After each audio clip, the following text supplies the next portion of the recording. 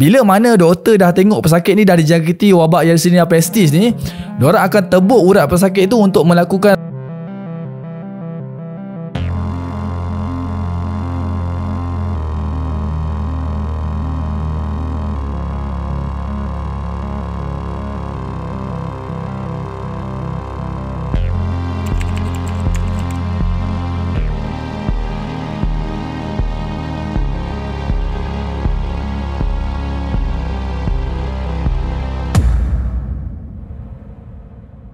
Assalamualaikum guys, welcome back to Syamim Story.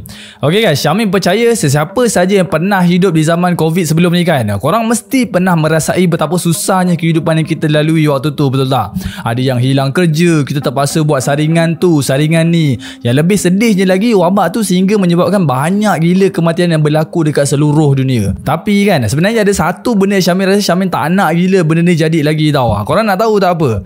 Bila kita ni terpaksa insecure dengan semua orang waktu tu, tak kisahlah dengan saudara mara kita ke, even dengan mak bapak kita sendiri pun kita buat benda yang sama juga. Habis tu nak salam tak boleh, kita terpaksa jaga jarak. Even kita nak buat ibadah pun kita dipaksa untuk ada gap dengan orang lain. Bagi Syamim benda tu satu benda yang tak best lah kan. Tapi nak buat macam mana? Nak tak nak pada zaman tu kita semua ni terpaksa buat juga sebab ianya sampai melibatkan nyawa. Senang cerita orang takut gila lah dengan wabak Covid tu. Tapi kalau korang rasa Covid tu dah cukup teruk kan, korang tahu tak? Sebenarnya pada tahun 1347 ada satu wabak yang lebih teruk daripada Covid ni pernah wujud dekat dunia ni tau, yang di mana dalam masa 4 tahun je dia dah meragut lebih daripada 75 juta orang guys. Tapi serius, wabak ni memang teruk gila lah. Sampaikan mayat dah tak mampu nak ditanam, orang dah tak rasa nak tolong menolong antara satu sama lain. Masing-masing jaga diri masing-masing je. Okay, Syamim spill sikit je lah, takut korang marah pula nanti kan. Korang mesti nak tahu lebih lagi pasal wabak Black Death ni kan. Macam biasa, sebelum korang teruskan video ni, sudilah kiranya korang menekan butang like terlebih dahulu. Dan jangan lupa, untuk korang yang masih belum tekan butang subscribe tu, please lah korang tekan butang subscribe tu sekarang. Serius, bila korang tekan butang subscribe tu sebenarnya tak menghasilkan apa-apa duit pun buat Syamim. Cumanya bila subscriber bertambah ni, serba sedikit akan meningkatkan kita punya semangat tu lah.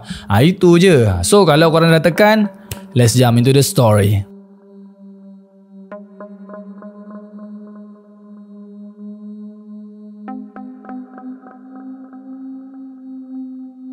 Okay guys, sebelum Syamim cerita bagaimana wabak Black Death ni boleh menular ke seluruh dunia, Syamim akan terangkan sedikit apa itu wabak Black Death dekat korang. Untuk pengetahuan korang, wabak Black Death ni dipercayai berasal dari Mongolia dan sebenarnya dia datang dari sejenis bakteria yang dikenali sebagai Yersinia pestis tau guys. Which is pada awalnya bakteria ni hanya duduk dekat dalam kutu yang melekat pada badan tikus je. Tapi disebabkan pada zaman tu laluan kapal dagang Asia Tengah ke Eropah sangat aktif dan pesat berkembang, ditambah pula dengan population tikus yang sangat besar ketika tu, so tikus-tikus yang berada dekat atas kapal-kapal ni semualah yang menyebarkan wabak tersebut kepada manusia setiap kali kapal-kapal dagang tu berlayar dekat sesuatu tempat tu guys. Kiranya 2 in 1 dah. Bila kelasi kapal dah dijangkiti, diorang akan sebarkan kepada orang lain, dan dalam masa yang sama tikus ni pun akan turun daripada kapal dan menyebarkan wabak tu juga kepada orang ramai. Tapi itu bukan turning point yang buatkan dunia ni jadi huru-hara tau guys. Dia ada cerita di sebaliknya lagi. Itu sekejap lagi Syamim akan ceritakan benda tu dekat korang lah. Okay guys, untuk pengetahuan korang, selain nama Black Death ni, orang Eropah juga gelarkan wabak ni dengan banyak nama tau. Antaranya The Great Plague, The Great Mortality, The Bubonic Plague dan sebagainya lah. Tapi mesti korang nak tahu apa yang jadi apabila seseorang tu dijangkiti wabak ni kan. Bila seseorang manusia tu dijangkiti oleh wabak Black Death ni, diorang boleh dijangkiti dengan 3 simptom yang berbeza tau. Yang pertama Bubonic Plague, Pneumonic Plague, dan yang ketiga pula Septicemic Plague. So kita tengok yang pertama dulu je lah. Untuk Bubonic Plague ni, apabila seseorang terkena dengan jenis simptom yang macam ni kan, efek dia seseorang yang dijangkiti dengan cara macam ni akan tumbuh bengkak-bengkak hitam dekat badan, especially dekat celah kelengkang dan celah ketiak diorang. Tapi yang buatkan wabak bubonic ni jadi lebih seram lagi kan, dia bukan setakat bengkak-bengkak biasa je. Lama kelamaan bengkak yang tumbuh dekat badan seseorang tu akan mengandungi nanah, dan sampai satu tahap tu nanah tu boleh meletus sehingga kan membuatkan seseorang tu mati guys. Memang sakit lah. Korang bayangkanlah nanah berkumpul kemudian meletup pula tu. Wush, gila betul kan. Okay, yang kedua ni adalah Pneumonic Plague guys. guys. Untuk pneumonic plague ni adalah simptom yang di mana seseorang akan terkena jangkitan paru-paru yang disebarkan melalui udara. Tapi cara yang paling senang orang boleh terkena jangkitan ni daripada batuk lah. Bila batuk memang cepat gila orang akan terkena jangkitan guys. Tambahan pula pada zaman dulu mana ada mask macam kita sekarang ni. So memang senang lah orang berjangkit. Okey, untuk yang ketiga ni pula adalah septicemic plague guys. Untuk septicemic plague ni antara jangkitan yang paling berbahaya tau. Cara septicemic plague ni terjadi disebabkan bakteria Yersinia pestis ni tadi terus masuk ke dalam saluran darah dan membuatkan satu tubuh badan seseorang tu akan tersebarnya toksik. Jadi disebabkan toksik penuh dekat dalam darah manusia, ianya akan mengakibatkan kerosakan organ dalaman dengan cepat guys. Antaranya akan terjadinya kegagalan hati, buah pinggang, paru-paru dan sebagainya lah. Benda ni tak lama pun lah. Misal kata bakteria ni dah masuk ke dalam darah seseorang, dalam masa 24 jam je boleh membuatkan seseorang tu mati tanpa ada sebarang simptom pun. Contohnya nampak seseorang tu elok je kan, bila diorang jalan-jalan tiba-tiba rebah. Ada yang tidur malamnya esok tak bangun-bangun pun ada. Dan septicemic plague ni antara salah satu bentuk wabak Black Death yang sangat ditakuti pada zaman tu.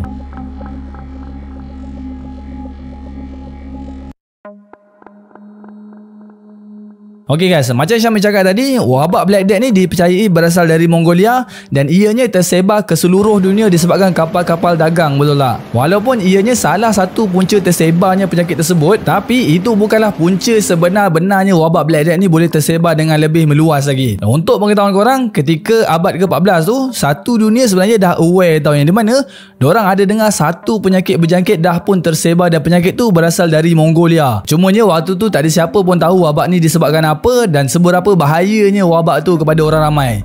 Jadi ketika tu orang ramai macam tak ambil pot sangat dan diorang tak merasakan benda tu macam satu ancaman lah buat diorang.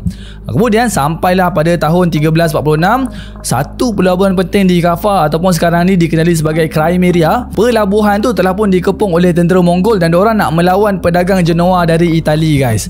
Jadi dalam mana diorang tengah dalam masa nak mengepung kawasan tersebut, dengan secara tiba-tiba satu persatu askar Mongol mula jatuh sakit disebabkan simptom yang pelik yang terjadi di kalangan diorang.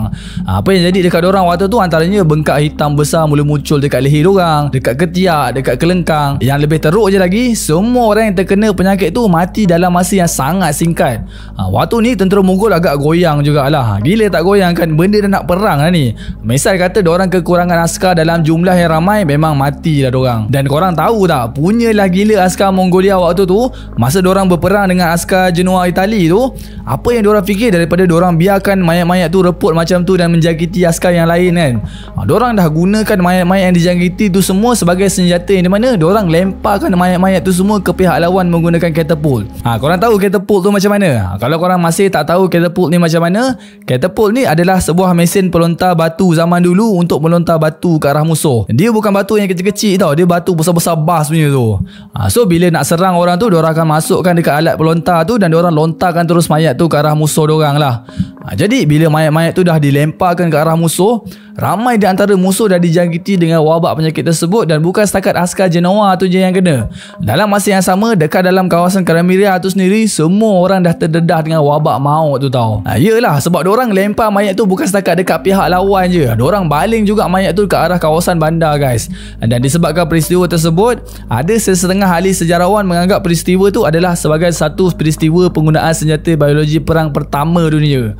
Gila betul, diorang attack pakai mayat guys, memang tak boleh brain lah. And then selepas mayat manusia dah dilemparkan ke Crimea waktu tu efek dia sangat instant guys. Semua orang jadi sakit, ramai yang mati. So disebabkan orang dalam Crimea tu sendiri tak tahan dengan penyakit yang dah melanda kawasan diorang ambil keputusan untuk lari terus daripada kawasan diorang dengan harapan diorang terhindar dan pulih daripada penyakit tu. Jadi diorang pun ramai-ramai bergerak lah, sebanyak 12 kapal dari pelabuhan Crimea menuju ke pelabuhan yang lain. Tapi semuanya dah terlambat guys. Sebenarnya diorang sendiri tak perasan dan semua orang yang berlayar menggunakan 12 kapal tersebut dah pun dijangkiti oleh wabak Black Death tu. So memang no point lah diorang lari. Diorang ingat bila diorang lari diorang boleh selamatkan diri, tapi tak guys. So pada tahun 1347, setelah beberapa hari berlayar pada waktu tu, 12 buah kapal dari Crimea yang berlayar sebelum ni dah pun berlabuh dekat pelabuhan Messina, Sicily, Itali. Tapi sebaik saja sahur dilabuhkan dekat pelabuhan ketika tu, orang yang berada dekat pelabuhan tersebut tersebut terkejut gila apabila diorang tengok hampir keseluruhan anak kapal dalam keadaan yang sangat teruk. Ada yang mati, ada yang dalam keadaan nazar. Kalau yang masih hidup tu lagi, diorang memang sangat teruk lah. Contohnya macam demam panas, muntah darah. Bukan tu je, badan diorang pun dipenuhi dengan nanah serta kulit diorang pun ada bertukar menjadi hitam seolah-olah macam hangus terbakar. Korang bayangkanlah betapa teruknya jangkitan diorang kena tu kan. Waktu tu orang-orang yang ada dekat pelabuhan tu memang panik lah, sebab diorang tak tahu penyakit apa yang orang-orang Crimea ni kena. Jadi disebabkan tak ada doktor dan tak ada kesedaran tentang penyakit berjangkit ni, diorang pun selamatkanlah semua mangsa-mangsa yang kena jangkitan tadi dan diorang bawa ke kawasan bandar untuk diberikan rawatan. Memang kesian lah. Kalau ikutkan niat diorang memang baik dah, tapi diorang sebenarnya tak perasan yang diorang sebenarnya dah menjemput wabak tersebut untuk masuk ke kawasan diorang. And then beberapa hari kemudian, apa yang mengejutkan setelah diorang bawa masuk orang-orang Crimea tadi, dengan secara tiba-tiba ramai gila orang dekat sekitar bandar mula jatuh sakit.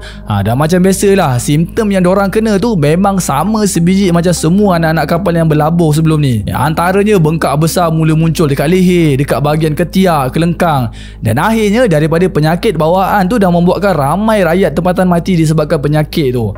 Tapi even benda ni dah jadi seteruk tu kan, doktor sendiri sebenarnya tak dapat nak kesan dari mana penyakit ni datang tau. Doktor main agak-agak je waktu ni. Diorang just bagi teori yang di mana penyakit ni mungkin disebarkan melalui bau je. And then benda ni tak habis setakat tu je tau guys. Yang menjadikan wabak ni lebih teruk lagi disebabkan dekat pelabuhan Messina tu, antara pelabuhan yang sibuk ketika tu, banyak kapal-kapal dagang ni pun dah berlabuh dekat pelabuhan Messina tu guys. Dan waktu tu diorang tak tahu pun dekat Messina ni tengah dilanda wabak teruk. So apabila pedagang dari pelbagai negara ni menghantar barang dan berinteraksi dengan orang-orang tempatan dekat situ, dalam tak sedar diorang juga dah dijangkiti dengan bakteria Yersinia pestis dan membawa penyakit tersebut balik ke negara asal masing-masing.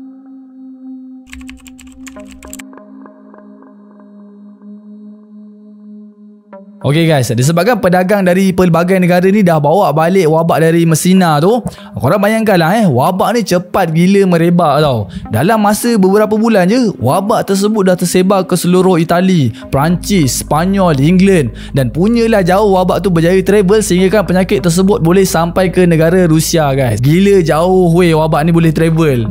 So hari demi hari berlalu, dalam tempoh 4 tahun saja lebih kurang 75 hingga 200 juta orang dianggarkan seluruh dunia mati disebabkan penyakit ni je. Tapi 1/3 jumlah tersebut terdiri daripada orang-orang Eropah lah.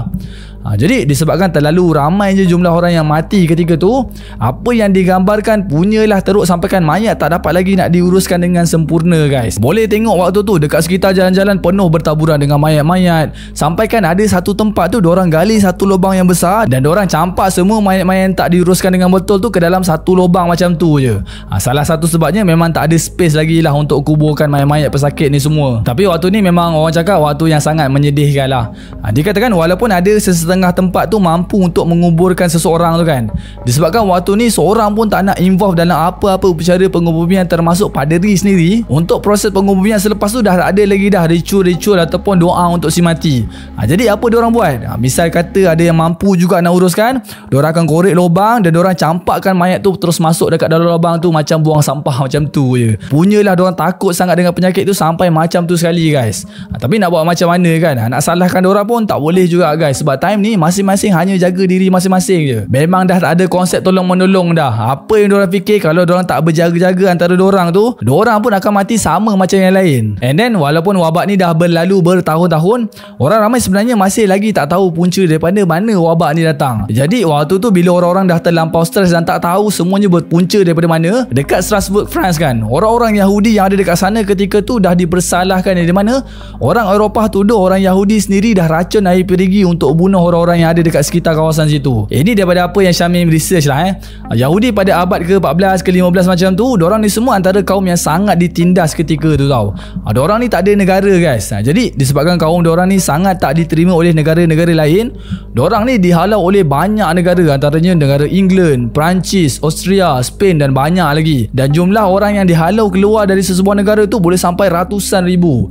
Ni antara serba sedikit sejarah pasal kaum Yahudi ni lah. So kita sambung balik Disebabkan kebencian kepada puak Yahudi pada ketika tu, diorang dah dijadikan kambing hitam, dan pada tahun 1349 dekat kawasan Strasbourg, France tu, lebih 2,000 orang Yahudi ditangkap dan diorang semua dibakar hidup-hidup di hadapan orang ramai. Punyalah marah orang France ni dekat Yahudi kan. Apa yang digambarkan ketika tu, orang ramai memang suka gila. Diorang bersorak gila-gila sebab diorang fikir bila diorang dah bakar semua orang Yahudi ni, diorang akan dapat menghentikan penyakit ni serta-merta guys. Tapi diorang silap lah. Realitinya orang Yahudi sendiri pun kena wabak yang sama dan ramai juga antara kaum diorang mati guys. Jadi punca sebenar dekat sini bukanlah berpunca dari kaum Yahudi. Cumanya orang ramai ketika tu jadi buntu lah dengan wabak tu. Diorang tak dapat punca, so diorang main hentam je lah orang Yahudi tu.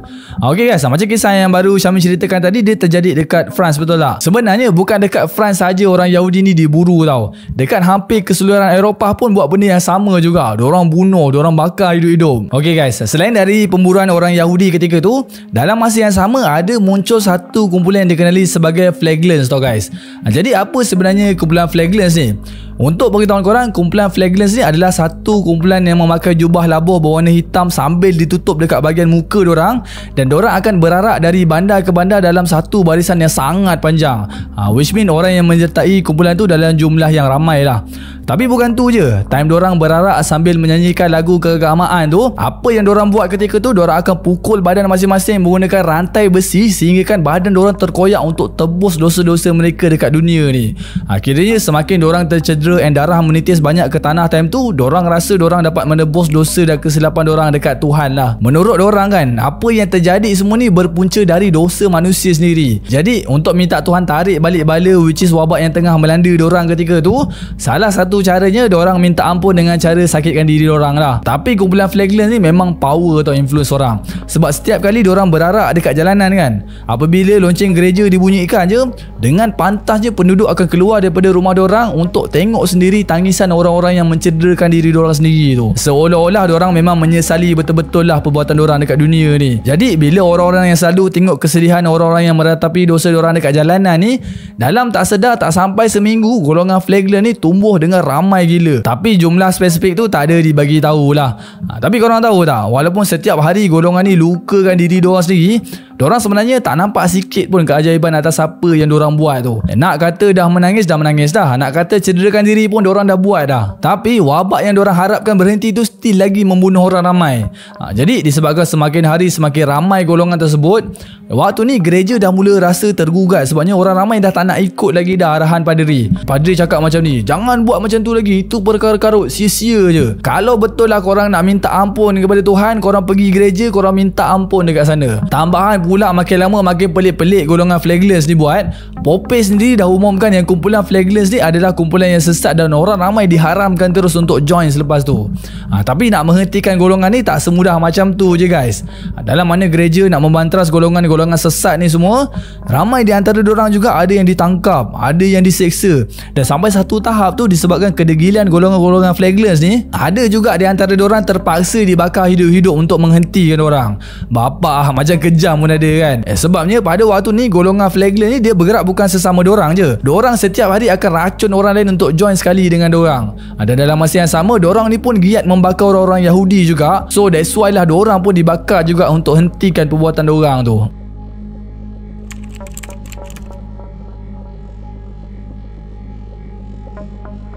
Okey guys, di zaman abad ke-14 ni sebenarnya ilmu perubatan sangat terhad disebabkan belum terciptanya banyak teknologi perubatan. Contohnya macam mikroskop pun tak ada lagi, stetoskop pun tak ada, dan sebagainya lah.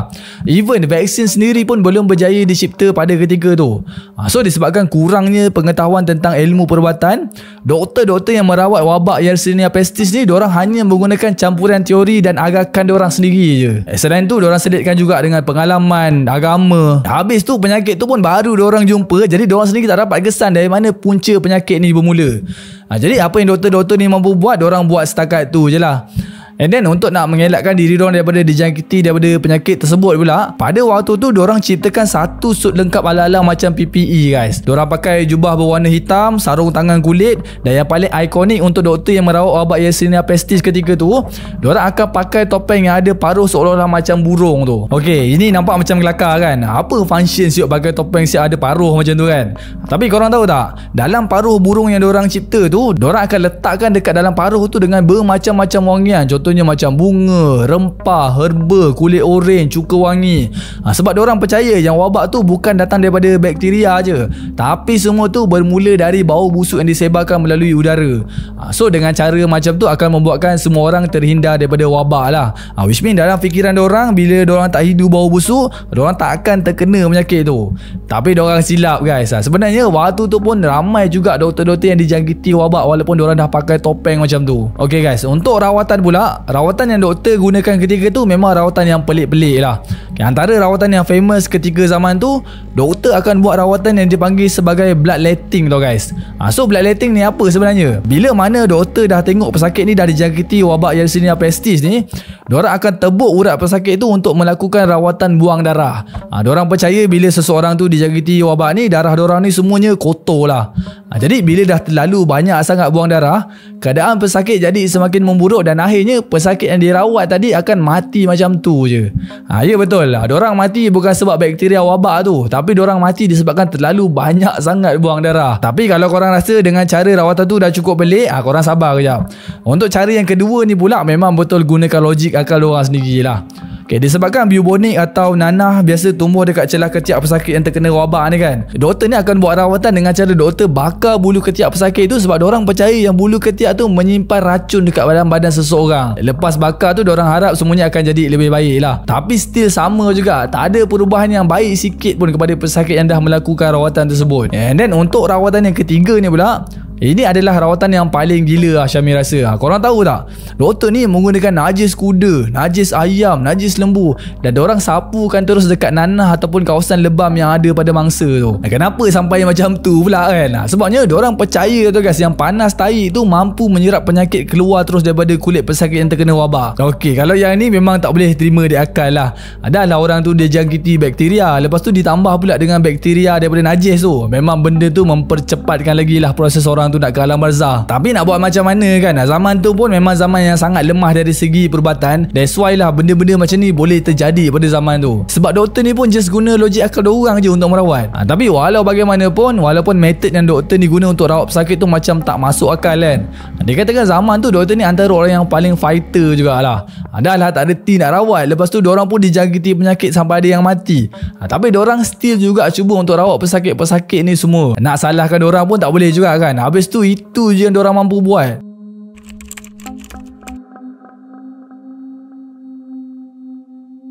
Okay guys, untuk pengetahuan korang, selepas hampir 4 tahun wabak Black Death ni menular dari tahun 1346 sampailah tahun 1351. Okay, macam Syamil cakap tadi, hampir 75 hingga ke 200 juta rakyat dah terkorban, betul lah. Tapi walaupun wabak tu dah slow down ataupun boleh dikira sebagai berakhir pada tahun 1351 tu, sebenarnya dia bukanlah berakhir sepenuhnya pun. So korang nak tahu kenapa wabak ni boleh jadi slow down? Pertamanya, populasi dunia dah sangat berkurangan ketika tu. Bayangkanlah, even kalau berada dekat kawasan bandar sekalipun, bandar tu akan jadi sunyi sepi, apatah lagi dekat kawasan kampung. Dia katakan ada banyak bandar-bandar lain juga yang jadi bandar hantu tau guys, disebabkan terlalu ramai population dekat situ mati. Jadi bila orang pun dah ramai mati, jadi wabak tu nak menjangkiti siapa lagi kan? That's why lah wabak tu dah slow down, dah sangat kurang orang yang dijangkiti wabak ketika tu. Okay, walaupun wabak Black Death ni dah dianggap tamat pada tahun 1351 tu, wabak ni sebenarnya masih berlarutan dari tahun demi tahun tau guys. Antaranya pada tahun 1361, 1369, 1374. Tapi semua wabak yang berlarutan selepas tu tak adalah seteruk macam awal wabak Black Death masa awal kemunculan dia. Tapi walaupun wabak ni dah bergerak dengan sangat perlahan kan, benda ni berlarutan sampai beratus tahun, sampailah wabak paling teruk The Great Plague of London melanda sekali lagi pada tahun 1655, which is dia adalah bakteria yang sama iaitu Yersinia pestis, dan skala jangkitan tu pun hanya berada dekat dalam London je. Okay guys, selepas berakhirnya wabak Black Death ni juga, dunia sebenarnya umpama menghadapi satu revolution ataupun reset yang di mana ianya membunuh sistem lama yang sekian lama digunakan ketika tu tau. Antaranya sistem feudal yang dah digunakan sejak sekian lama pun runtuh macam tu je. Okay, untuk pengetahuan korang, sistem feudal ni adalah sebuah sistem yang di mana dia mengikut sistem kekuasaan piramid kuasa. Dia kira ada level-level lah. Yang pertama raja, yang kedua golongan bangsawan, yang ketiga rakyat biasa, petani, pedagang apa semua, dan yang last sekali adalah hamba ataupun tawanan perang. So kalau sebelum ni petani ni duduk di antara level yang paling rendah sekali dengan orang bangsawan ni kan. Tapi selepas wabak ni berakhir, disebabkan ramai petani-petani ni mati dan petani ni sangat diperlukan ketika tu untuk supply makanan untuk orang ramai kan. Jadinya diorang ni semua mula rasa yang diorang ada kuasa. Dan dalam masa yang sama diorang mengenakan upah yang tinggi tau guys dekat golongan-golongan atasan ni. Apa yang diorang rasa ketika tu, kalau lah diorang tak diperlukan, bermakna golongan atasan ni tak memerlukan makanan lah. Jadi bila petani ni nampak peluang yang lebih baik ketika tu, ramai antara diorang dah berpindah ke kawasan bandar untuk diorang supply makanan dekat kawasan bandar pula. Sebab dekat kawasan bandar ni kan ramai orang bangsawan yang duduk dekat sana kan. So dekat sana nanti bolehlah diorang kenakan upah yang lebih tinggi kepada golongan-golongan tersebut. Dan seterusnya diorang boleh menjana pendapatan yang lebih lumayan lagi. Kali ni petani ni memang bully balik lah orang-orang bangsawan ni. So disebabkan ni juga sistem feudal ni akhirnya runtuh secara perlahan-lahan guys. Selain daripada lenyapnya sistem feudal ketika tu, yang antara perubahan yang lain yang berlaku selepas wabak tu, ilmu perubatan mula berubah, yang di mana diorang tidak lagi menggunakan cara lama dalam ilmu perubatan. Waktu tu diorang mula cipta buku perubatan, wujudnya universiti, dan bermulalah kebangkitan ilmu dan pemikiran baru tentang perubatan ni semua. So macam tu je lah kisah tentang wabak Black Death. Tapi daripada kisah yang korang dah dengar tadi kan, disebabkan satu wabak ni je banyak gila benda dah berlaku dekat dunia ni, betul tak? Kita boleh tengok sendiri tau macam mana berubahnya seseorang tu bila mana keadaan dunia ni jadi huru-hara. Korang tengoklah sendiri, orang jadi macam tak betul terus guys. Tapi memang betul lah, sebenarnya emosi ataupun perwatakan seseorang tu akan berubah disebabkan tekanan tau.